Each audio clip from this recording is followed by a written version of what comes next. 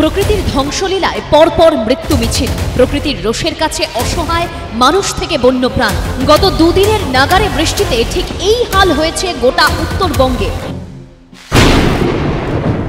মামাটি মানুষের সংসার, মানুষের আশীর্বাদে, সহযোগিতায়, দোয়ায়, জোহারে, সকলের প্রার্থনা এবং মানবিকতার স্বার্থে কখনো আমাদের কোনো কিছুর অসুবিধা হবে না। আমি এই পরিবারগুলোর জন্য যারা মারা গিয়েছে তাদের প্রত্যেক পরিবারকে আমরা 5 লাখ টাকা করে, যদিও আমি জানি জীবনের বিকল্প কখনো টাকা হয় না, কিন্তু যে চলে যায় তার পরিবার তো রয়ে যায়। পরিবারগুলোর পাশে দাঁড়ানোর জন্য এটা আমাদের সামান্য সামাজিক কর্তব্য।